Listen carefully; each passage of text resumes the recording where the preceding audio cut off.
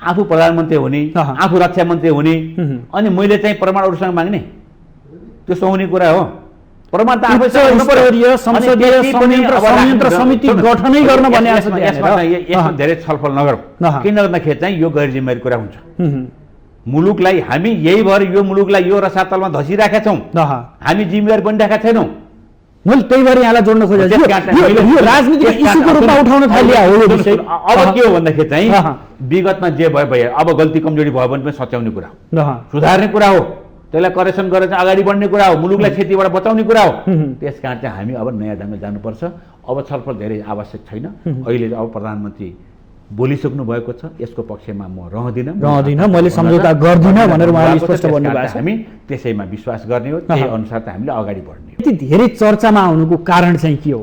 यसमा राजनीति गर्न खोजिया हो अथवा वास्तविकता बल्ल उजागर हुँदैछ? वास्तविकता उजागर त अब त्यहाँ पूर्व रक्षा मन्त्री एवं नेकपा एमालेका उपाध्यक्ष ईश्वर पोखरेलले यो चाहिँ यसरी ल्याइयो, यस्तो खालको गलत काम गरियो, मुलुकलाई गुमराह गरियो, मुलुकमा चाहिँ अमेरिकी सेना ल्याउने खालको प्रयत्न हुँदैछ, त्यसप्रति हामी असहमत छौँ भनेर अघिल्लो दिन बोल्नुभयो।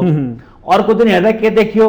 1915 को अक्टोबर 9 मा प्रधानमन्त्री सुशील कोइराला, 1915 को अक्टोबर 27 मा प्रधानमन्त्री केपी शर्मा ओली, नेकपा एमालेको, अनि उहाँले चाहिँ प्रमाण नखोजिकन बोल्नु भएछ। त्यो त्यही बेला उठिया छ। प्रधानमन्त्रीलाई जानकारी भएको नभएको म त्यसबारेमा जान्न, स्वयं म पनि त्यो बेला मन्त्रीमण्डलको सदस्य हो। 2015 को मन्त्रीमण्डलको सदस्य म पनि हो, म उद्योग मन्त्री हो।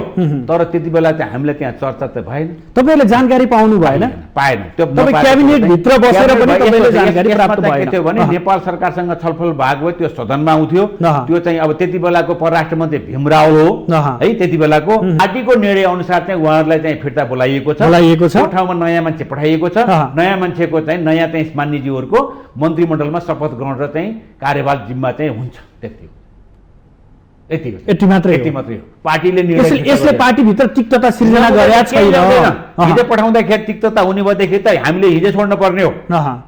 त्योभन्दा बढी चाहिँ योगदान दिने साथीहरू हुनुहुन्थ्यो अहिले मन्त्रीमण्डलमा गएका भन्दा, अनि बाहिर बसेर चाहिँ जुन मन्त्रीमण्डलमा सामेल हुन सक्नु भएन ती साथीहरूको चाहिँ बढी भूमिका थियो हिजोको विद्रोहको निम्ति। डे 1 देखि उहाँहरूले चाहिँ विद्रोहलाई साथ दिनुभएको थियो।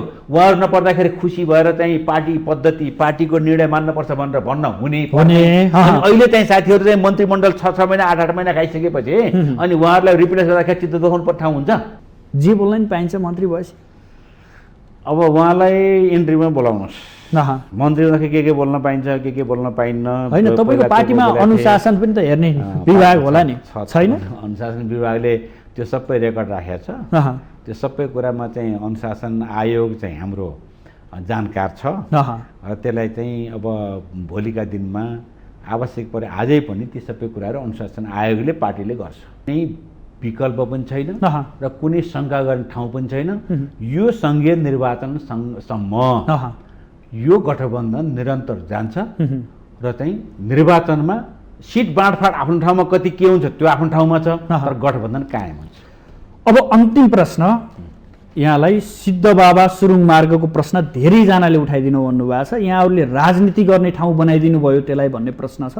त्यो प्रक्रिया कहाँ पुगेको छ? एक शब्दमा मात्र जवाफ एकदम सुदर्शनजी, त्यसमा चाहिँ म एकदम दुःखका साथ त्यो बाटो हिँड्दाखेरि म धेरै पीडा बोध गर्छु। कहिले कहिले धेरै मन दुख्छ, म असफल भएँ भन्ने पनि लाग्छ। तर असफल भएँ भन्दैमा मैले चाहिँ आफ्नो कोसिस छोडेको छैन। दर्शकबिन नमस्कार, आजको सन्दर्भ कार्यक्रममा यहाँहरूलाई हार्दिक स्वागत छ। म सुदर्शन आचार्य। दर्शकबिन, आजको सन्दर्भमा आज हामीसँग हुनुहुन्छ नेकपा एकीकृत समाजवादी पार्टीका नेता एवं पूर्व मन्त्री सोमप्रसाद पाण्डे। आज हामी समग्रमा पछिल्लो समय निकै चर्चाको बहसको विषय बनिरहेको स्टेट पार्टनरसिप प्रोग्राम SPP को विषय, यसमा प्रधानमन्त्री शेरबहादुर देउवाले समितिमा गएर दिन नसकेको स्पष्टीकरण, यसभित्र बसेर खोजिएका विभिन्न समयका विभिन्न रिपोर्टहरू लगायत प्रधानमन्त्री शेरबहादुर देउवाको अमेरिका भ्रमण सत्ता घटकका दलहरूद्वारा अनुमोदन, साथसाथै एकीकृत समाजवादी पार्टीबाट नयाँ मन्त्रीका लागि सिफारिस भएका नामहरू र सम्भवतः सोमबार उनीहरूको सफर, यिनै विषयको पेरिफेरीमा रहेर बहस गर्नेछौँ। साथै वाम एकताका प्रसङ्गहरू पनि उठेका छन्, लगायत बजेट र बजेटले ल्याएका केही तरङ्गका साथसाथै केही मन्त्रीहरूका भनाइ र उनीहरूका अभिव्यक्तिपछि देखिएका केही आलोचनात्मक टिप्पणीहरू, यिनी विषयमा पनि आज हामी विषय उठान गर्नेछौँ। आउनुहोस् आजका अतिथिलाई स्वागत गरौँ। स्वागत छ यहाँलाई माउन्टेन टेलिभिजनमा। धन्यवाद। अब सुरुमा चर्चाकै विषय सुरु गर्नु पर्यो। एसपिपी किन यति धेरै गिजोल्ने काम भएको छ? कि यो गिजोलिएकै विषय थियो र यो अहिले उजागर मात्रै भएको हो? हेर्नुहोस् सुदर्शनजी, यस विषयमा उत्तर त तपाईँहरूको बिचमा आइसकेका छ। लाग्छ नेपाली जनता धेरै चिन्तित र धेरै कन्सियस पनि छन्। एकपछि अर्को घटनाले सशङ्कित र त्रसित पनि नेपाली जनतालाई बनाएछ। यस्ता घटनाक्रमहरू विगतदेखि हामीले भोग्दै आयौँ र त्यसलाई त्यही ढङ्गले निप्ट्याउँदै अथवा त्यसलाई चाहिँ सल्भ गर्दै पनि आएका छौँ। र पछिल्लो कालमा अहिले आएर जुन एसपिपीको स्टेट प्रोग्राम पार्टनरसिपको कुरा छ, यो विषयमा अलिक पेचिलो पनि बनिएको छ र यसको इम्प्लिकेसनले ल्याउने असरको विषयमा मान्छे धेरै सशङ्कित पनि छ। र यो विषयमा अब यो विषय कस्तो रह्यो भने सेनाको र चाहिँ राज्यको बिचमा गरिने छलफलको विषय, सम्झौताको विषय बन्यो। यो न त्यो पार्लियामेन्टमा आयो, संसदमा आयो, न त्यो कुनै अरू खालको निकायमा अथवा पार्लियामेन्टको हिसाबले मिनी पार्लियामेन्टको रूपमा रहेको त्यो समितिमा पनि यो छलफल भएन।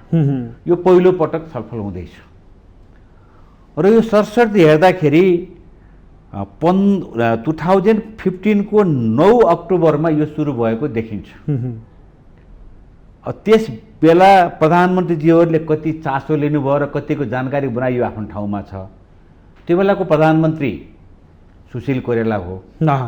त्यो पछि लगत्तै के देखिन्छ भनेदेखि रेकर्डले, हामीले पाएको रेकर्डबाट हेर्दा 2015 को 27 अक्टोबरमा यसको चाहिँ लगभग यो अगाडि बढेको देखिन्छ, जुन बेलामा केपी ओली प्रधानमन्त्री हुनुहुन्थ्यो। र उहाँले सफाइ त के दिनुभएको छ भन्दाखेरि मलाई सेनाले जानकारी गराएन भनेर चाहिँ भन्नुभएको छ। यो प्राकृतिक न्यायको सिद्धान्तले के भन्छ भन्दाखेरि कानुनको अनभिज्ञता क्षम्य हुँदैन भनेर एउटा चाहिँ कानुनले भन्छ। र राज्यको प्रमुख भएको व्यक्तिले मैले जानिन, थाहा पाइन भनेर उम्किने ठाउँ त हुँदैन, त्यो चाहिँ कमजोरी भएको रियलाइज गर्नै पर्छ। त्यसरी त्यो क्रम अगाडि बढ्दाखेरि अहिले भएका प्रधानमन्त्री र पूर्व प्रधानमन्त्रीहरूमा पुष्पकमल दाहालको बेलामा पनि यसको प्रक्रिया अगाडि बढेको देखिन्छ, शेरबहादुरको बेलामा पनि देखिन्छ। दोष कसको कति हो त्यो आफ्नो ठाउँमा छ, तर प्रक्रिया बढेको चाहिँ यिनी समय देखिन्छ। र यसमा यो स्टेट पार्टनरसिप प्रोग्रामको चाहिँ जुन योजना हो अथवा प्रोग्राम हो त्यो चाहिँ सेनासँग सम्बन्धित छ, सैन्य गठबन्धनसँग छ। त्यसकारण चाहिँ सेनाले जानकारी पाइन। यो चाहिँ भूकम्प आएको बेलामा मागेको सहयोग अर्कै पत्र परेछ भनेर सुख चाहिँ पाउँदैन। भूकम्पको बेला सैन्य सहयोगको रूपमा भनेर सेनाले स्पष्ट पार्न खोजेको छ। त्यो चाहिँ त्यसको सहयोग चीनले पनि दिएको छ, अरबौँको रूपमा 1 अरब भन्दा बढी दिएको छ, भारतले पनि दिएको छ। त्यो सैन्य चिठी लेखेको छ। संसारका धेरै देशले दिएका छन्, कहीँ सैन्य चिठी लेखेको छ, त्यो चाहिँ मिल्दैन।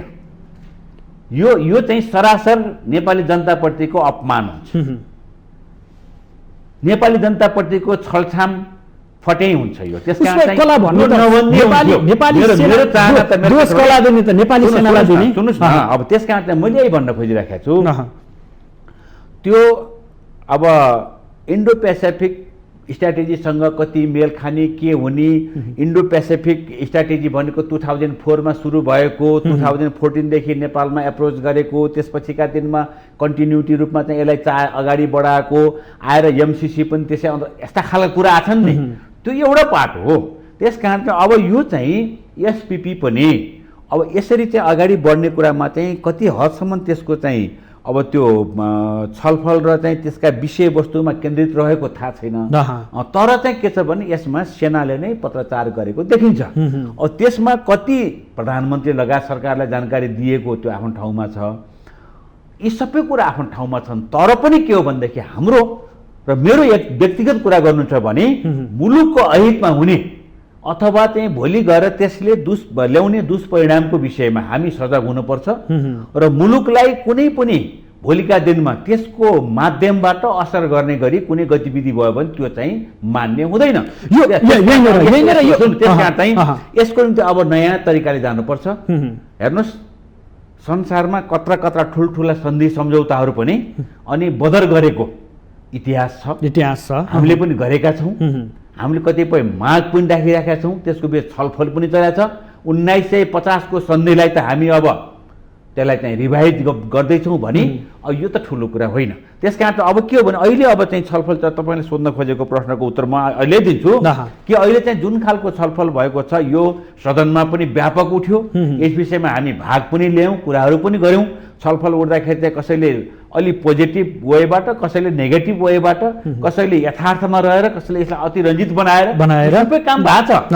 यो चाहिँ यो हाम्रो एउटा दुर्भाग्य पनि हो। त्यही विषयलाई अलि बढी अतिरञ्जित पनि बनाइन्छ हामी।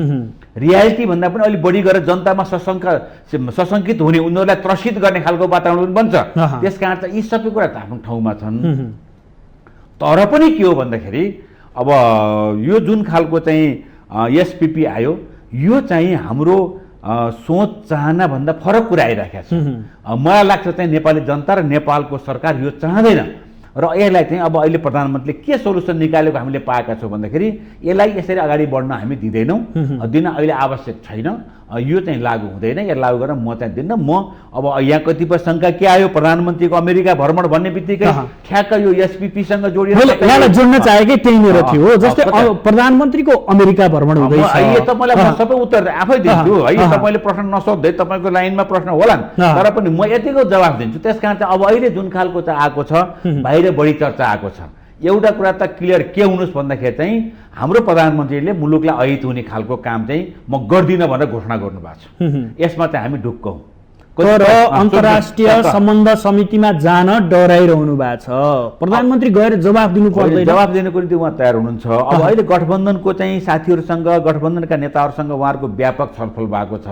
आज पनि त्यही विषयमा यो तेस्रो चौथो पटक मलाई लाग्छ गठबन्धनमा यही विषयले चौथो पटक ठाउँ पायो र चाहिँ छलफल भएको छ। र हाम्रो तर्फबाट गठबन्धनमा जाने माधव कुमार नेपाल अनि पुष्पकमल दाहाल लगायतको टिमले यो एसपिपीको सम्झौता र एसपिपी नेपालमा लागू गर्ने गरी तपाईँ सहमत हुन पाउनु भन्दाखेरि म हुँदिनँ।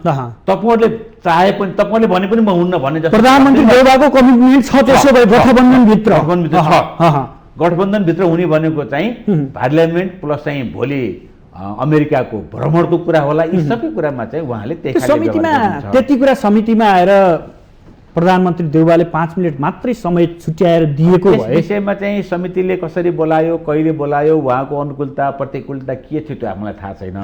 तर मलाई लाग्छ चाहिँ प्रधानमन्त्री त्यहाँ आएर जवाफ दिन नसक्ने जस्तो मलाई लाग्दैन। उहाँले आफ्नो चाहिँ स्पष्टीकरण अथवा आफ्नो स्पष्ट पार्ने कुरा गर्नुहुन्छ जस्तो लाग्छ मलाई। तर मैले पाएको जानकारीमा खास गरेर मेरो चाहिँ गठबन्धनका नेताहरूसँग अहिले पनि मेरो चाहिँ करिब 2 घन्टा पहिले गठबन्धनका चाहिँ मुख्य नेताहरूसँग चाहिँ प्रमुख व्यक्तिहरूसँग मेरो भेट भएको थियो र मैले चाहिँ सोधे पनि थिएँ। उहाँहरूले चाहिँ यस विषयमा बताउनु भएको थियो कि यो एसपिपी लागू गर्ने पक्षमा प्रधानमन्त्री हुनुहुन्न भन्ने कुरा चाहिँ उहाँले। अब यहाँहरूले भर्खर एमसिसी पास गर्नुभएको छ, त्यो पनि व्याख्यात्मक टिप्पणी सहित।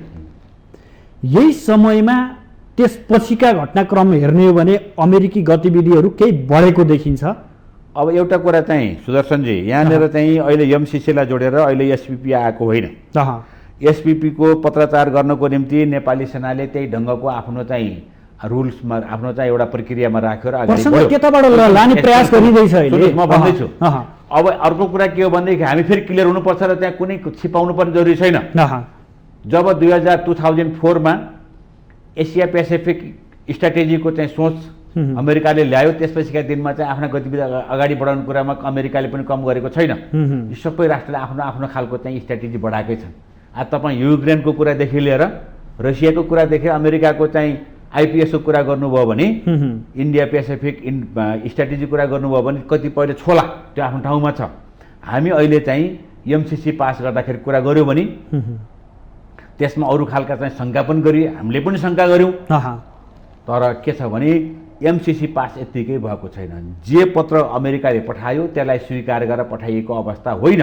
त्यसमा हामीले 12 बुँदे व्याख्या गरेर पठाएका छौँ र व्याख्याको निम्ति तपाईँलाई एउटा कुरा भन्छु, इन्टरनेसनल कोर्टमा तपाईँ 1952को केस हेर्नुभयो भने यस्तै खालको चाहिँ अब त्यसपछिका दिनमा परेको रहेनछ। तर त्यसपछिका दिनमा हामीले एमसिसीलाई अब यहाँ अनुमोदन गर्नुपर्ने बाध्यता भयो। एक खालको प्रक्रिया अगाडि बढ्या थियो। यसमा कोही पनि पानीमाथि उभार्न छैन, चाहे केपी ओलीको नेकपा एमालेको सरकार होस्, चाहे त्योभन्दा पहिलाको देउबा सरकार होस्, चाहे अरू कुनै सरकार, धेरै सरकारहरू यसमा चाहिँ इन्भल्भ भएर एमसिसी यहाँ आइपुगेको छ। एमसिसी यतिकै यो रातारात एकदम हताशमा र चाहिँ एकदम अनिर्वाचित रूपमा आएको होइन, यो लामो समयको प्र्याक्टिसपछि आएको हो। पास गर्नुपर्ने अवस्था थियो। यो आफैमा प्रश्न छ, यो चाहिँ 55 अरबको चाहिँ एउटा बजेटलाई संसदबाट चाहिँ रेक्टिफाई गर्न पर्थ्यो कि पर्दैन भन्ने कुरो चाहिँ त्यो आफूसँग आफ्नो एउटा चाहिँ अनुत्तरित प्रश्न छ, नभएको होइन। तर पनि आइदियो। त्यो प्रक्रियामा हामी सामेल भयौँ। हाम्रा पटक पटकका मन्त्री गएर त्यसलाई चाहिँ सहमति जनाउनु भयो। हामी संसदबाट पास गर्छौँ भनेर भन्नुभयो। अब त्यहाँ कुरा गर्ने भनेदेखि एमसिसी चाहिँ टेबल गर्ने कुरो चाहिँ योभन्दा 3 वर्ष पहिलाको सरकारले टेबल गरिसकेका थियो। त्यसलाई चाहिँ अगाडि बढाउनको निम्ति बिचबिचमा धेरै कुरा भएका थिए। त्योसँग यो जोडिएको छैन भनेर यहाँ स्पष्टोक्ति त्यसरी दिँदै हुनुहुन्छ। म भन्दैछु त्यसकारण चाहिँ स्ट्राटेजी यो एमसिसीको बारेमा कुरा गर्दाखेरि पनि के भन्दाखेरि तपाईँ हामीले अलिअलि जानकारी लिनुपर्छ।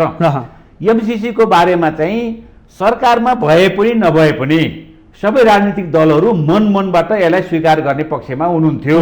अब तपाईँले सदनमै बोलेको कुरा गर्नुभयो भने अहिले प्रमुख प्रतिपक्षको रूपमा रहेको नेकपा एमाले, चाहे तपाईँ विष्णु रिमाल त्यहाँको चाहिँ पोलिट ब्युरो थाई कमिटीको सदस्यको होस् कि सदनमै विशेष समय लिएर चाहिँ खगराज अधिकारी बोलेको बेला होस्, कहाँ गयो एमसिसी, तुरुन्त पास गरियोस्, त्यसको निम्ति प्रस्ताव ल्याइयोस्, छलफल बनाइयोस् र पास गरियोस् भनेर त उहाँले पनि भन्नुभएको छ। रेकर्ड छ, त्यो स्पष्टै छ। रेकर्ड छ। त्यसकारण चाहिँ मैले भन्न खोजेको कुरा के हो भने जानेर नजानेर अब व्यक्त गरेर अव्यक्त गरेर मनले मुखले यो सबै कुरामा एमसिसीमा एउटा धारणा थियो, त्यो पास भयो, त्यो पाटो पास गर्नुपर्छ भन्ने कुरोमा चाहिँ नेकपा एमाले पनि त्यसको पक्षमा थियो, नेपाली कांग्रेस पनि थियो, हामी एकछिन चाहिँ थिएनौँ। अहिलेको गठबन्धनमा नेकपा एकीकृत समाजवादी माधव कुमार नेपालले नेतृत्व गरेको पार्टी र पुष्पकमलले नेतृत्व गरेको पार्टी नेकपा माओवादी केन्द्र थिएन। तर त्यसमा पनि के भयो भन्दाखेरि चाहिँ हामी कानुनविदहरूसँग सल्लाह गरिसकेपछि, अन्तर्राष्ट्रिय कानुनका ज्ञातासँग छलफल गरिसकेपछि यसको निम्ति यदि गर्नुहुन्छ भनेदेखि तपाईँहरूले यसलाई व्याख्या गरेर त्यो अमेरिकी सरकारसँग सहमति लिएर मात्रै त्यो सदनबाट रेक्टिफाई होस्। तर एउटा कुरा यहाँ के छ भनेदेखि सदनबाट रेक्टिफाई भएको अथवा चाहिँ अनुमोदन भएको कुनै पनि प्रस्ताव यदि मुलुकको अहितमा भयो भने फेरि सदनबाट त्यसलाई चाहिँ अस्वीकार गर्न सकिन्छ। त्यसकारण चाहिँ तपाईँहरूले त्यो अस्वीकार गर्ने शर्तमा तपाईँहरूले चाहिँ अन्तर्राष्ट्रिय कानुन अनुसार चाहिँ जो अन्तर्राष्ट्रिय कानुन भित्र चाहिँ रहेर अन्तर्राष्ट्रिय न्यायालयले 1952मा एउटा चाहिँ यस्तै खालको चाहिँ व्याख्या गरेर अमेरिकासँग चाहिँ सम्झौता गरेको छ, त्यही अनुसार गर्नुहोस् भनिसकेपछि हामीले फेरि व्याख्यामा लागेर 12 बुँदे व्याख्याबाट यो चाहिँ एमसिसी पास भएको हो। अब एमसिसीसँग हामीले के भन्दाखेरि चाहिँ अब हेर्दाखेरि के हो भनेदेखि अमेरिकाको एमसिसी पनि अमेरिकाको, एसपीपी पनि अमेरिकाको, अनि अब चाहिँ के अरे इन्डो पेसिफिक स्ट्राटेजी पनि अमेरिकाको, एक खालको चाहिँ यो जोडिएको हो कि भन्ने कुरा पनि आउँछ। त्यसैले यी सबै कुरा नजोड्नको निम्ति अहिले एसपीपीमा हामी सहमत छैनौँ भन्ने कुरो प्रधानमन्त्रीले भन्नुभयो। अब मैले यहाँलाई सोधेँ, यो विषय यही बेला यति धेरै चर्चामा आउनुको कारण चाहिँ के हो? यसमा राजनीति गर्न खोजिया हो अथवा वास्तविकता बल्ल उजागर हुँदैछ? वास्तविकता उजागर त अब त्यहाँ पूर्व रक्षा मन्त्री एवं नेकपा एमालेका उपाध्यक्ष ईश्वर पोखरेलले यो चाहिँ यसरी ल्याइयो, यस्तो खालको गलत काम गरियो, मुलुकलाई गुमराह गरियो, मुलुकमा चाहिँ अमेरिकी सेना ल्याउने खालको प्रयत्न हुँदैछ, त्यसप्रति हामी असहमत छौँ भनेर अघिल्लो दिन बोल्नुभयो। अर्को दिन हेर्दा के देखियो, 1915 को अक्टोबर 9 मा प्रधानमन्त्री सुशील कोइराला, 1915 को अक्टोबर 27 मा प्रधानमन्त्री केपी शर्मा ओली, नेकपा एमालेको, अनि उहाँले चाहिँ प्रमाण नखोजिकन बोल्नु भएछ। त्यो त्यही बेला उठिएछ। प्रधानमन्त्रीलाई जानकारी भएको नभएको म त्यसबारेमा जान्न, स्वयं म पनि त्यो बेला मन्त्रीमण्डलको सदस्य हो। 2015 को मन्त्रीमण्डलको सदस्य म पनि हो, म उद्योग मन्त्री हो। तर त्यति बेला चाहिँ हामीलाई त्यहाँ चर्चा त भएन। तपाईले जानकारी पाउनु भएन? पाएन। त्यो क्याबिनेट भित्र बसेर पनि तपाईले जानकारी प्राप्त भएन। के थियो भने नेपाल सरकारसँग छलफल भएको भए त्यो सदनमा आउँथ्यो। त्यो चाहिँ अब त्यति बेलाको परराष्ट्र मन्त्री भीमराव हो है, त्यति बेलाको उहाँ परराष्ट्र मन्त्री हुनुहुन्थ्यो, के अरे परराष्ट्र मन्त्री हुनुहुन्थ्यो त्यति बेला, रक्षा मन्त्री हुनुहुन्थ्यो उहाँ, त्यति बेला रक्षा मन्त्री हुनुहुन्थ्यो। रक्षा मन्त्री भएको भीमराव रक्षा मन्त्री भएको बेलाको कुरा हो यो। 2015 को चाहिँ अक्टोबर 27 भनेपछि यी सबै कुरा के हुन् भन्दाखेरि चाहिँ, तर उहाँहरूले स्वयं आफूलाई जानकारी नभएको खोइ प्रमाण ल्याऊ भनेर त उहाँहरू आफै बोलिरहनु भएको छ। कोसँग माग्ने प्रमाण? आफू प्रधानमन्त्री हुने, आफू रक्षा मन्त्री हुने, अनि मैले चाहिँ प्रमाण अरूसँग माग्ने? त्यो सुहाउने कुरा हो। प्रमाण त आफै स्तरीय संसदीय संयन्त्र समिति गठनै गर्न भन्ने आछ। यसमा धेरै छलफल नगरौँ, किन भन्दाखेरि चाहिँ यो गैर जिम्मेवारी कुरा हुन्छ। मुलुकलाई हामी यही भएर यो मुलुकलाई यो रसातलमा धसिराखेका छौँ, हामी जिम्मेवारी बनिरहेका छैनौँ। मैले त्यही भएर यहाँलाई जोड्न खोजेको यो राजनीतिक इस्युको रूपमा उठाउन थालिया हो यो विषय। अब के हो भन्दाखेरि चाहिँ विगतमा जे भयो अब गल्ती कमजोरी भयो भने पनि सच्याउने कुरा हो, सुधार्ने कुरा हो, त्यसलाई करेक्सन गरेर चाहिँ अगाडि बढ्ने कुरा हो, मुलुकलाई क्षतिबाट बचाउने कुरा हो। त्यस कारण चाहिँ हामी अब नयाँ ढङ्गले जानुपर्छ। अब छलफल धेरै आवश्यक छैन। अहिले अब प्रधानमन्त्री बोलिसक्नु भएको छ, यसको पक्षमा म रहदिनँ, मैले सम्झौता गर्दिनँ भनेर उहाँले स्पष्ट भन्नुभएको छ। हामी त्यसैमा विश्वास गर्ने हो, त्यही अनुसार त हामीले अगाडि बढ्ने हो। अनि आजको गठबन्धनको बैठकले प्रधानमन्त्री देउवाको अमेरिका भ्रमणलाई स्वीकृति प्रदान गर्यो भन्ने कुरा आयो होइन। यो त चाहिँ यस्तो छ, अब के रहेछ भन्दाखेरि अमेरिकी सरकारको त्यो स्टेट भिजिट भन्छ है, राज्यको भिजिट अथवा औपचारिक भ्रमण, त्यही प्रधानमन्त्री हुँदाखेरि चाहिँ 2059 मा शेरबहादुर देउवाले गर्नुभएको रहेछ। अब आज 2079 मा छौँ, 20 वर्ष भयो। 20 वर्षको बिचमा भ्रमण चाहिँ भए तर राजकीय भ्रमण चाहिँ भएको रहेनछ। त्यसको निम्ति अमेरिकी सरकारले अब देउवालाई निम्तो दिइसकेपछि, हाम्रो प्रधानमन्त्रीलाई निम्तो दिइसकेपछि अब भ्रमणको कुरा भएको छ। अब यसमा त कसैले रोक्ने कुरो भएन नि त। कुनै हाम्रो एउटा दौत्य सम्बन्ध कायम भएको एउटा चाहिँ सहयोगी राष्ट्र जसले चाहिँ ठुलो सहयोग हामीलाई गरिरहेको छ, त्यो मात्रै होइन। प्रसङ्ग त उठाएको छ नि, एसपीको यति धेरै चर्चा भइरहेछ, विरोध भइरहेछ, देउवालाई अहिले अमेरिका जान किन हतार भन्ने प्रश्न त उठाएको छ नि। सुन्नुहोस् न, देउवाको भ्रमण, प्रधानमन्त्रीको भ्रमण र एसपीपी अनि एमसीसी अनि कालीगण्डकी बुढी गण्डकीको चाहिँ हाइड्रो पावर अनि यतापट्टि फास्ट ट्र्याकको बाटो जोडेर केही अर्थ रहन्छ? त्यहाँ गएर गर्ने कन्टेन्टको बारेमा मात्रै कुरा हो नि त। उहाँ गएर आफ्नो राजकीय भ्रमणको विषयमा चाहिँ बनेका एजेन्डाको विषयमा कुरा गर्ने हो। हामीका धेरै योजनाहरू छन्, हाम्रो त्यस्ता खालका समस्या धेरै होला नि, त्यहाँ जोड्ने होइन। अहिले हामी के जोड्ने भन्दाखेरि चाहिँ हाम्रो दौत्य सम्बन्ध कायम भएको एउटा असल मित्र राष्ट्र, त्यस जोसँग हामी चाहिँ विगतदेखि सम्बन्ध कायम गरेका छौँ। आज धन्य चाहिँ 70-80 वर्षको चाहिँ हाम्रो सम्बन्ध छ। त्यो सम्बन्धलाई अझै प्रगाढ गर्नको निम्ति अझै हामी खास गरेर बाङडुङ सम्मेलनबाट चाहिँ असलुन परराष्ट्र नीतिलाई हामीले चाहिँ आत्मसात गरेका छौँ। हामी चाहिँ त्यही ढङ्गको चाहिँ पोलिसीबाट नीतिबाट चल्छौँ, परराष्ट्र नीति अब त्यही ढङ्गले चल्छ। त्यसमा रहेर गर्ने कुरा हो चाहिँ यो एउटा नियमित काम हो। यसो गरौँ त, यसलाई चाहिँ कसैले चाहिँ रोकेर पनि रोकिन हुँदैन, कसैले चाहिँ जा भनेर जाने कुरा पनि हुँदैन। अब एसपीपीमा प्रधानमन्त्री देउवाको कमिटमेन्ट रह्यो कि अब त्यहाँ गएर म सम्झौता गर्दिनँ त्यो भन्नुभएको छ प्रधानमन्त्री देउवाले भन्नुभयो। भनिसकेपछि यो विषयलाई धेरै गिजोल्नु पनि र गिजोलेर राजनीतिकरण गर्नु पनि आवश्यक छैन भने हामीले कमजोरी गरिरहेका छौँ। राजनीतिक पार्टीहरूले कतैको प्रतिशोधलाई लगेर अन्त चाहिँ खनाउँछौँ अनि कुनै विषयलाई चाहिँ अलि अतिरञ्जित गरेर चर्चा पनि गर्छ जो त्यसमा वास्तविकता हुँदैन है। त्यस कारण चाहिँ अब हामी के छौँ, अलिकति पपुलारिटी लिनको निम्ति पनि भए नभएको र जोड दिन्छौँ। र हाम्रो समाज के छ भन्दाखेरि चाहिँ अब अलि बौद्धिक मान्छेहरू राजनीतिज्ञहरू बोल्यो भनेदेखि हो कि भनेर ठनास्न पर्ने अलिकति बढी खोजी गरेको त्यो पनि प्रक्रिया त्यो खालको चाहिँ सधैँको सोच छ मान्छे। यहाँसम्म कि छानबिन समिति नै गठन गरौँ भन्नेसम्मका आवाज पनि त उठे नि। यसले त के फरक पर्छ? को दोषी छ कारबाही गर्नुपर्छ भन्ने कुराहरू। दोषी र कारबाहीको विषयमा के छ भने अब तपाईँले कारबाही गर्दाखेरि त के पर्ने भयो? कुन सरकार बन्छ त? चावडा सरकारको कुरा गर्नुभयो भने सुशील कोइरालाको, केपी ओलीको, पुष्पकमल दाहालको र शेरबहादुर देउवाको अहिले पनि शेरबहादुर देउवाको बेलामा आएको छ। सरकारमा हामी पनि सामेल छौँ फेरि है। त्यसकारण यसबारेमा धेरै चर्चा गर्नु पर्दैन अब। र हामीले चाहिँ यस विषयमा चाहिँ एक खालको प्रधानमन्त्रीको भर्सनबाट विश्वास गर्ने कुरा हो। मुलुकको हितमा उहाँ चाहिँ गर्नुहुन्न भन्ने विश्वासमा हामी छौँ। त्यसकारण चाहिँ यसलाई त्यही ढङ्गले हामीले अहिले चाहिँ धेरै छलफलको विषय बनाउनु पर्ने आवश्यक छैन। अब वाच गर्न पर्ने, चासो राख्न पर्ने, मुलुकको हितमा यस्ता खालको कुनै सन्धि सम्झौताहरू समझदारी कायम भयो भने त्यो चाहिँ मान्ने चाहिँ हुँदैन। त्यो चाहिँ मान्य चाहिँ हुँदैन। त्यो चाहिँ अब विषय प्रसङ्ग चेन्ज गरौँ। तपाईँहरूको पार्टीबाट नयाँ मन्त्रीहरूको नाम बालुवाटारमा पुग्यो। 2 दिनसम्म निकै चर्चा पनि भयो। अन्तत्वगत बालुवाटारले मानेन, यानि कि प्रधानमन्त्री एवं पार्टी नेपाली कङ्ग्रेसका सभापति शेरबहादुर देउवाले मान्नु भएन मन्त्रीमण्डललाई फेरबदल गर्न भन्ने प्रसङ्गहरू पनि आए। तपाईँहरू चिडिनुभयो भन्ने विषय पनि त्यहाँनिर उठ्यो। अन्तत्वगत सोमबार तपाईँहरूले पठाएका नामहरू मन्त्री बन्दैछन् भन्ने कुराहरू पनि बाहिर आए। यसमा सत्यता कति छ? अब यस्तो छ हेर्नुहोस् सुदर्शनजी, यस विषयमा धेरै छलफल गर्नु पर्दैन। गएको जेठ 25 गते सचिवालयको बैठकले मन्त्रीमण्डलमा परिवर्तन गर्ने, फेरबदल गर्ने भन्ने निर्णय गरेको थियो। विगतमा पठाउँदाखेरि पनि एउटा शर्त थियो, अलिखित शर्त थियो, मौखिक शर्त थियो। त्यो भनेको के थियो भने अब हामी यत्तिकै रहरले विद्रोह गरेका होइनौँ, रहरले गठबन्धनमा गएका पनि होइनौँ।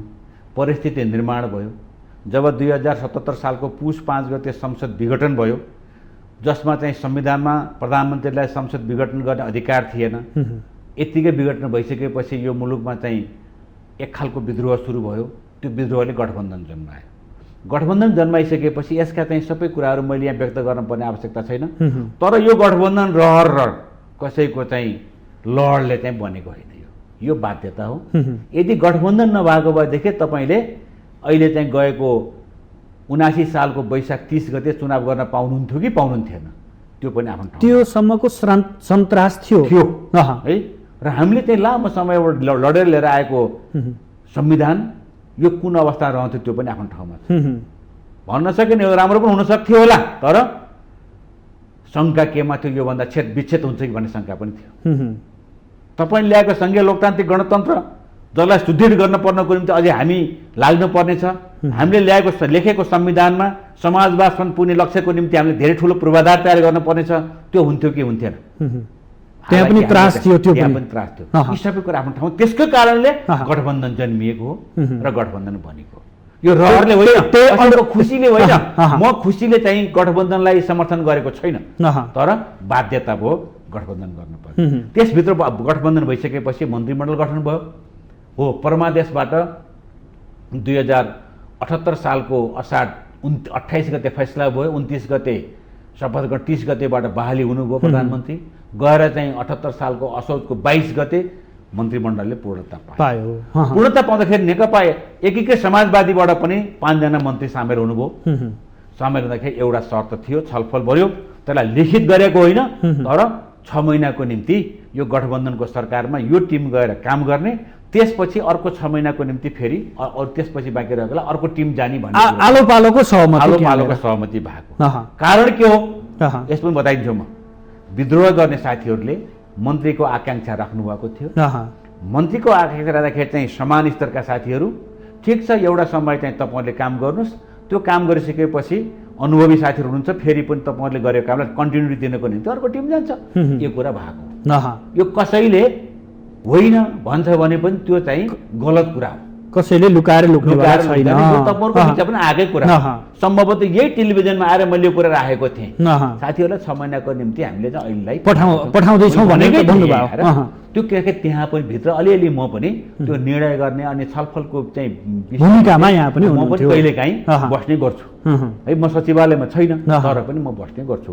त्यस कारण चाहिँ अब त्यही अन्तर्गत अहिले चाहिँ गएको 79 सालको जेठ 25 गते जस्तो लाग्छ। तर के आयो भने अहिले वर्तमान मन्त्रीहरूले मानेनन्, हट्न मानेनन्, मन्त्रालयबाट निस्किन मानेनन्, बालुवाटार भेट्न गए। होइन सुन न, त सुदर्शनजीको उत्तर मै दिन्छु। तपाईँ प्रश्न नगर्दा म त चाहिँ सर भएको बताइदिन्छु, त्यही उत्तर आउँछ, तपाईँले प्रश्न गर्नै पर्दैन। तपाईँको प्रश्न चाहिँ त्यहाँ लेखेको होला तर मैले उत्तर दिएपछि त्यो लेखेको प्रश्न तपाईँले पढ्नै पर्दैन। त्यस कारण यसरी 25 गते चाहिँ जेठमा गएको जेठ 25 गते निर्णय भयो। र त निर्णय हुनुभन्दा पहिला अगाडि मैले पाएको जानकारी अनुसार प्रधानमन्त्रीलाई भेट्नको निम्ति एकीकृत समाजवादीका अध्यक्ष माधव कुमार नेपालले मैले मन्त्रीमण्डल परिवर्तन गर्नुपर्ने भयो।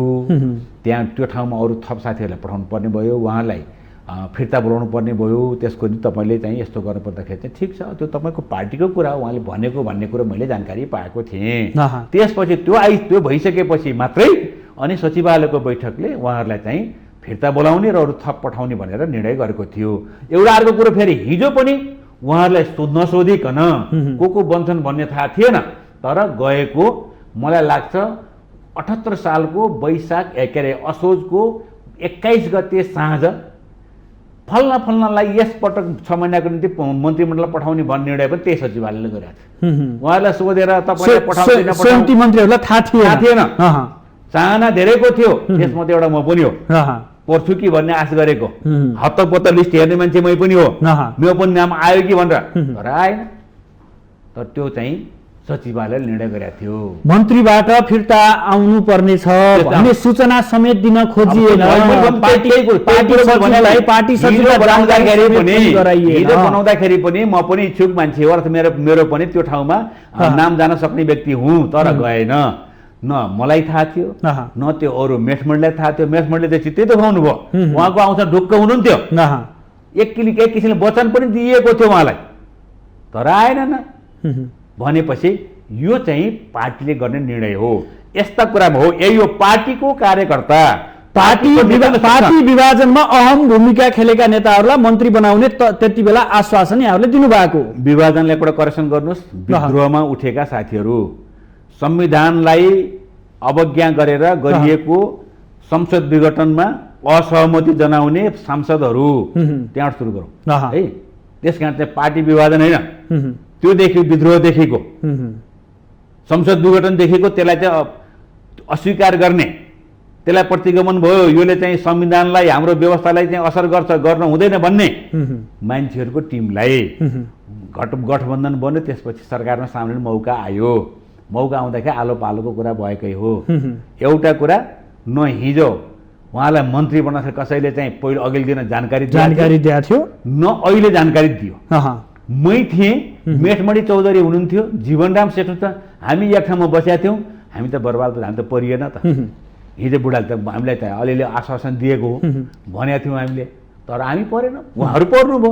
अहिले चाहिँ फेरि के भयो, गएको वैशाख 25 गते त्यही ढङ्गले फेरि सचिवालयले निर्णय गर्यो र उहाँहरूलाई फिर्ता बोलाउने। कसैले चित्त दुखाउनु पर्ने कारण छैन। म एउटा चाहिँ बरु उहाँहरूलाई के सल्लाह दिन्छु भन्दाखेरि पार्टी भनेको पार्टी पद्धति, पार्टी विधि, पार्टीको चाहिँ निर्णय हामीले मान्नुपर्छ।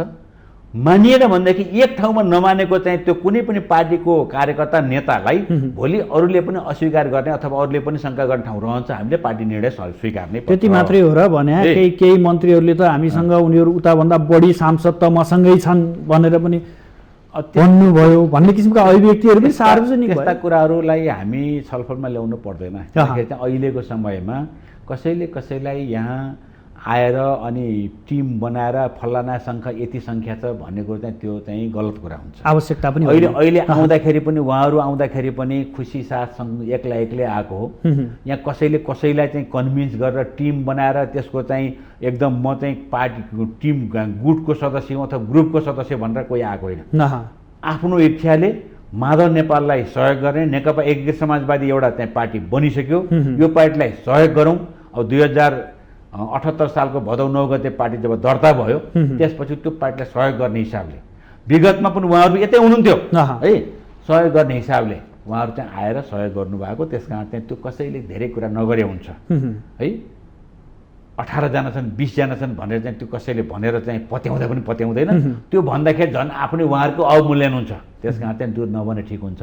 त्यस कारण चाहिँ यसबारेमा धेरै छलफल गर्नु पर्दैन। अब के हो भने पार्टीको निर्णय अनुसार चाहिँ उहाँहरूलाई चाहिँ फिर्ता बोलाइएको छ। त्यो ठाउँमा नयाँ मान्छे पठाइएको छ। नयाँ मान्छेको चाहिँ नयाँ चाहिँ मान्यज्यूहरूको मन्त्रीमण्डलमा शपथ ग्रहण र चाहिँ कार्यभार जिम्मा चाहिँ हुन्छ। त्यति हो। यति मात्रै हो। पार्टीले निर्णय यसले पार्टीभित्र तिक्तता सिर्जना गरेका छैन। हिजो पठाउँदाखेरि तिक्तता हुने भएदेखि त हामीले हिजो छोड्नु पर्ने हो। त्योभन्दा बढी चाहिँ योगदान दिने साथीहरू हुनुहुन्थ्यो अहिले मन्त्रीमण्डलमा गएका भन्दा अनि बाहिर बसेर चाहिँ जुन मन्त्रीमण्डलमा सामेल हुन सक्नु भएन ती साथीहरूको चाहिँ बढी भूमिका थियो हिजोको विद्रोहको निम्ति। देवनदेखि उहाँहरूले चाहिँ विद्रोहलाई साथ दिनुभएको थियो। उहाँहरू नपर्दाखेरि खुसी भएर चाहिँ पार्टी पद्धति पार्टीको निर्णय मान्नुपर्छ भनेर भन्न हुने। अहिले चाहिँ साथीहरू चाहिँ मन्त्रीमण्डल 6 महिना 8 महिना खाइसकेपछि अनि उहाँहरूलाई रिप्लेस गर्दाखेरि चित्त दुखाउनु पर्ने ठाउँ हुन्छ।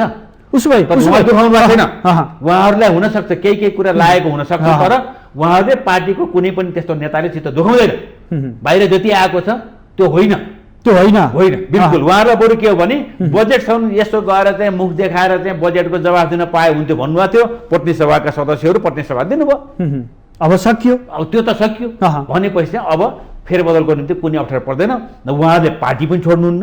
उहाँले अरू विद्रोह पनि गर्नुहुन्न। उसमा किन रोकिएको कारण चाहिँ किन हो? त्यो बिचको समयमा किन भन्दाखेरि चाहिँ यसबिच केही कुराहरू भए। अब चाहिँ त्यही खास गरेर चाहिँ बजेट प्रतिनिधि सभाबाट बजेट पास हुँदासम्म हेरौँ त भन्ने कुरा पनि आयो। त्यसपछि पनि रोकिएको होला। अब चाहिँ केही दिन रोकिएको कुरा हो। अब तर चाहिँ के थियो भने न प्रधानमन्त्रीले त्यसलाई चाहिँ अस्वीकार गरेर न त्यो चाहिँ पार्टी निर्णयलाई फेरि फिर्ता गरेर रोकिएको होइन। त्यो त होइन। बजेट सम्बन्धी कुराले केही दिन अल्झिएको हुनसक्छ। अब तपाईँको पार्टीबाट सहभागी एक मन्त्रीको अभिव्यक्ति यस अघि पनि चर्चामा आउने गर्थ्यो, पछिल्लो समय पनि फेरि चर्चामा आइरहेछ। जे बोल्न नि पाइन्छ मन्त्री भएपछि। अब उहाँलाई इन्टरभ्यूमा बोलाउनुहोस्। मन्त्री हुँदाखेरि के बोल्न पाइन्छ के बोल्न पाइन्न होइन। तपाईँको पार्टीमा अनुशासन पनि त हेर्ने विभाग होला नि छैन? अनुशासन विभागले त्यो सबै रेकर्ड राखेको छ। त्यो सबै कुरामा चाहिँ अनुशासन आयोग चाहिँ हाम्रो जानकार छ। त्यसलाई चाहिँ अब भोलिका दिनमा आवश्यक परे आजै पनि ती सबै कुराहरू अनुशासन आयोगले पार्टीले गर्छ। त्यसो कुनै चाहिँ तलमाथि गर्दैन। कारबाही गर्न केही गर्न नसके होइन, गर्न सक्छ। गर्ने त्यहाँ प्रक्रियामा हुनसक्छ। अब ती सबै कुराहरूको अलिकति बढी चाहिँ अब त्यो प्रमाणिक रूपमा चाहिँ ल्याउन खोजेको होला। त्यसका विषयवस्तुहरूको अहिले खोजी गर्दै होला। अब तर पार्टीले आफ्नो चाहिँ प्रक्रिया बाँकी राख्दैन, अगाडि बढाउँछ। मन्त्रीबाट फिर्ता भएपछि सोध्ने होला सम्भवतः। के गर्छ त्यस विषयमा चाहिँ अब त्यो अनुशासन आयोगसँगै सल्लाह गर्नु पर्ला। मैले त्यसबारेमा धेरै छलफल गरेको छैन। अभिव्यक्ति सुन्दाखेरि अलि अप्ठ्यारो चाहिँ मलाई पनि लागेको छ।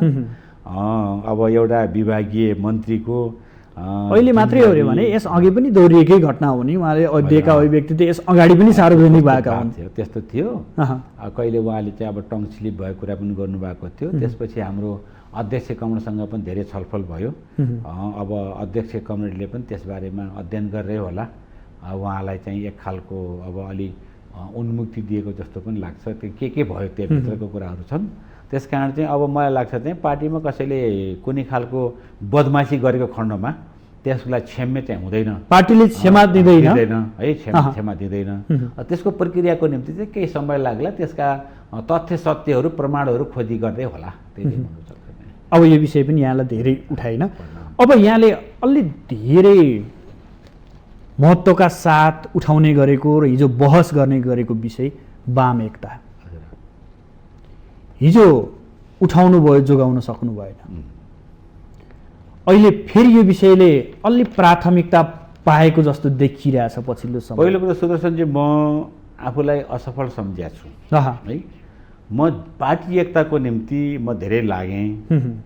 कतिपयलाई त्यो एउटा खिसी तिउरीको विषय बन्ला, कसैलाई त्यो सामान्य कुरा होला। तर म गहन रूपमा पार्टी एकताको निम्ति लागेकै हो। र मैले चाहे हाम्रो तत्कालीन प्रधानमन्त्री एमालेका अध्यक्ष नेकपाका अध्यक्ष केपी ओलीको कुरा होस्, चाहे माधव नेपाल होस्, चाहे झलनाथ खनाल होस्, वामदेव गौतम लगायत यी अब राष्ट्रपति विद्या भण्डारी लगायत सबैसँग मेरो चाहिँ पुगेको थिएँ र म राम्रो कामको निम्ति कसैसँग कुनै बार बन्देज र चाहिँ कुनै कुरा राख्न चाहिँ म कमी गर्दिनँ। म अलिक कडै कुरा राख्ने गर्छु। म पार्टी एकताको निम्ति धेरै लागेकै मान्छे हुँ। तपाईँ सबैलाई थाहा छ कतिपयले यसलाई चाहिँ कुन ढङ्गले व्याख्या गर्नुभएको छ, कसैले कुन ढङ्गले व्याख्या गर्नुभएको छ, आफ्नै तर्क छ। राजनीतिक व्यक्तिहरूले राजनीतिक छलफल गर्ने, राजनीतिक तर्क गर्ने र राजनीतिक विश्लेषण गर्ने साथीहरूले यस विषयमा पोजिटिभै विश्लेषण गरेको मैले पाएको छु। र अन्तिमसम्म पनि पार्टी विभाजनको पत्र माधव कुमार नेपालको हातमा 2078 साल भदौ 9 गते आयो। तर म 7 गते भदौ 7 गते राति 11:15 बजेसम्म म र रघु पन्त पार्टी एकताको निम्ति हामी केपी ओलीको निवास बालकोटमा थियौँ।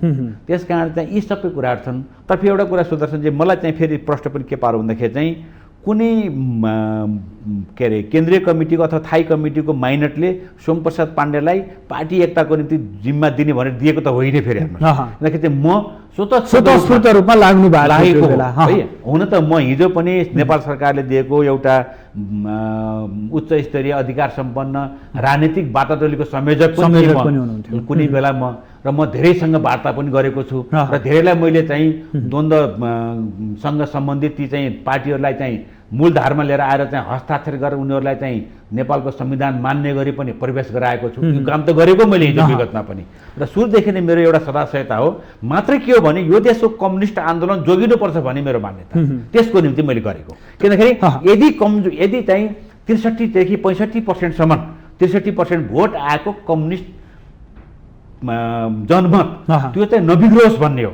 त्यो कारण के छ, एउटा त मेरो चाहिँ दलीय व्यवस्थामा दलहरू कमजोर हुनुहुन्न भन्ने मेरो मान्यता हो। त्यसको निम्ति हाम्रो पार्टी बलियो हुनुपर्छ भन्ने मेरो मान्यता हो। दलीय व्यवस्थामा पार्टी कमजोर भयो भनेदेखि दल यो चाहिँ दलीय व्यवस्था नै कमजोर हुन्छ। त्यस कारण चाहिँ त्यो बलियो हुनुपर्छ भन्ने मेरो मान्यता हो। पार्टी नफुटोस् भन्ने मेरो चाहना हो। दोस्रो कुरा के हो भने अहिले जुन खालको चाहिँ तपाईँहरूले केही बाहिरका चाहिँ शक्तिहरू खेलेको देख्नुहुन्छ नि, त्यो जबसम्म कम्युनिस्टहरू एक थिए, बलियो थिए, त्यो बलियो भएको बेलामा चाहिँ हामीले कुनै कुरा उठायौँ भनेदेखि कम्युनिस्टहरूले त्यसलाई चाहिँ स्वीकार्दैनन्। त्यस कारण चाहिँ त्यो कुराहरू लान पर्दैन भन्ने खालको पनि कतिपय ती अदृश्य शक्ति जसले चाहिँ नेपाललाई कमजोर बनाउन खोजिरहेछन् ती शक्तिहरू चाहिँ त्यतिखेर शिथिल थिए। तर हामी कमजोर भएपछि उनीहरू सक्रिय बन्न मौका उनीहरूले पाए। मेरो मान्यता है, मेरो विश्लेषण कुरा हो यो। फेरि त्यस कारण चाहिँ पार्टी एक भइरहनुपर्छ भन्ने मैले नेताकर्मीलाई अहिले किन उठिरहेछ मैले त्यस कारण म आउँछु त्यहाँ। त्यस कारण चाहिँ म पार्टी एकताको निम्ति एक त नेकपा एमाले कमजोर हुने बित्तिकै वाम एकता के अरे वाम आन्दोलन अथवा चाहिँ नेपालको कम्युनिस्ट आन्दोलन कमजोर हुने बित्तिकै यसले ठुलो असर गर्छ मुलुकको निम्ति भन्ने मेरो मान्यता एउटा। दोस्रो गरेर दलहरू बलियो हुनुपर्छ भन्ने दोस्रो मान्यता। र तेस्रो कुरा के हो भने मुलुकको समृद्धिको निम्ति अब हामीले यो देशमा सबै काम सम्पन्न गरिसकेका छौँ। नेपाली जनताको राजनीतिक अधिकारको निम्ति अब हामी लडाइँ लड्नुपर्ने, कुनै क्रान्ति गर्नुपर्ने आवश्यकता छैन। अबको आवश्यकता भनेको यो मुलुकको समृद्धि हो। यो मुलुकको चाहिँ समृद्धिको निम्ति हामीले लडाइँ लड्नुपर्ने आवश्यकता छ। अबको क्रान्ति भनेको आर्थिक क्रान्ति हो, त्यसको निम्ति लड्न पर्नेछ। त्यसलाई चाहिँ हामी बलियो भएर बस्नुपर्छ र सकेसम्म चाहिँ राजनीतिक पार्टीहरू मिलेर जानुपर्छ भन्ने पनि हो मेरो। अरू राजनीतिक पार्टीसँग पनि मुलुकको हितको निम्ति, मुलुकको समृद्धिको निम्ति, नेपाली जनतालाई सुखी नेपाली बनाउनको निम्ति हामीले चाहिँ लाग्नुपर्छ भन्ने मेरो मान्यता हो। अब सम्भव या असम्भव वाम एकता आइपुग्छु। त्यस कारण यी सबै कुराहरू हिजो भएको मैले गरेको कोसिसमा र पार्टी एकता मेन कुरो चाहिँ नेकपा एमाले विभाजित नहोस्। र अहिले तपाईँ चाहिँ अब अध्यक्ष हुनुहुन्छ केपी गौँडालाई मैले भन्ने गर्थेँ, तपाईँ अध्यक्ष हो, तपाईँले मिलाए मात्रै पार्टी मिल्छ। तपाईँले मिलाउनु भएन भनेदेखि न झलनाथ कमरेड आएर, न माधव नेपाल आएर, न चाहिँ वामदेव गौतम कोही आएर पनि पार्टी मिल्न सक्दैन। त्यस कारण तपाईँले बढी पहल गर्नुहोस्। तपाईँको चाहिँ धेरै प्रतिशत जिम्मेवारी छ है भन्ने मान्छे हुँ म। त्यसरी गएको हो। अहिले चाहिँ के हो भनेदेखि चाहिँ म त्यसरी वाम एकता, अब वाम एकता कोसँग गर्नुहुन्छ। पहिलो कुरो भनेको मुख्य शक्ति भनेको वाम एकता कुरा गर्नुभयो भने अहिले स्थानीय तहको चुनावमा 1 नम्बरको पार्टी को भयो मतमा भन्दाखेरि नेकपा एमाले, तेस्रो पार्टी को भयो भन्दाखेरि नेकपा माओवादी केन्द्र, अनि 5औं पार्टी को भयो भन्दाखेरि नेकपा एकीकृत समाजवादी पार्टी। अनि भनेपछि तपाईँको के रहेछ 1 नम्बर, 3 नम्बर, 5 नम्बर त कम्युनिस्ट रहेछन्, अनि दुईटा मात्रै 2 नम्बरको र 4 नम्बरको रहेनछ। अनि त्यसपछि अब एकता गर्दाखेरि कोसँग गर्नुहोस् तपाईँले? एकतामा वाम एकतामा यो तीनटा पार्टी नमिलिकन अनि वाम एकता हुन्छ अथवा चाहिँ वाम ताल के अरे चाहिँ वामपन्थीहरूको एकता हुन सक्दैन। त्यसका यो प्र्याक्टिस भएको नसकेर विभाजित भयो। त्यस कारण चाहिँ अब त के छ भने त्यस कारण चाहिँ छन् यहाँ चाहिँ अरू वाम घटक नभएको होइन। अब कतिपयको केन्द्रीय कमिटी पूर्ण हुन सकेका छैन, कतिपयको जिल्ला कमिटी एउटा पनि बनेको छैन, कतिपयको चाहिँ जिल्ला कमिटी बने पनि चाहिँ जिल्लाभरिमा चाहिँ 250 भन्दा भोट मैले त 5वटा निर्वाचन लडेको मान्छे हो। म 5 पटकमा पाल्पाबाट चाहिँ यति मात्र भन्नु वाम गठबन्धन अब तत्काल सम्भव या असम्भव? यति असम्भव भन्ने कुरा यो चाहिँ डिक्सनरीमा छैन। किनभने तपाईँ हेर्नुभयो भने हिजो नेकपा एकीकृत समाजवादी के अरे नेकपा एमाले के अरे माओवादीका चाहिँ अध्यक्ष कमरेड नेकपा माओवादी केन्द्रको अध्यक्ष कमरेड पुष्पकमल दाहाल र नेकपा एमालेका अध्यक्ष केपी ओलीको चाहिँ भावना दुईटाको चाहिँ त्यो एक आपसको तिक्तता हेर्नुभयो भने मुख हेराएर पनि हुन्थेन। तर गयो त 2074 सालको आश्विन 16 गते वाम तालमेल भयो अनि एक हामी चाहिँ माओवादी र एमाले भएर चाहिँ हामी तालमेल गरेर चुनाव लड्ने निर्णय भयो।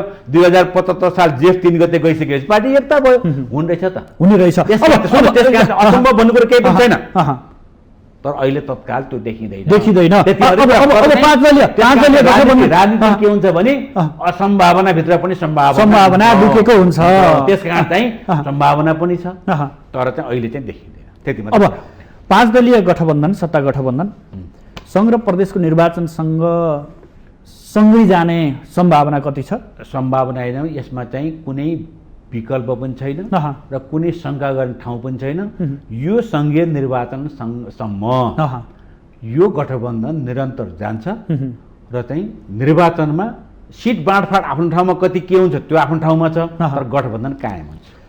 अब अन्तिम प्रश्न यहाँलाई सिद्धबाबा सुरुङ मार्गको प्रश्न धेरैजनाले उठाइदिनु भन्नुभएको छ। यहाँहरूले राजनीति गर्ने ठाउँ बनाइदिनु भयो त्यसलाई भन्ने प्रश्न छ। त्यो प्रक्रिया कहाँ पुगेको छ? एक शब्दमा मात्र जवाफ एकदम सुदर्शनजी त्यसमा चाहिँ म एकदम दुःखका साथ त्यो बाटो हिँड्दाखेरि म धेरै पीडा बोध गर्छु। कहिले कहिले धेरै मन दुख्छ, म असफल भएँ भन्ने पनि लाग्छ। तर असफल भएँ भन्दैमा मैले चाहिँ आफ्नो कोसिस छोडेको छैन।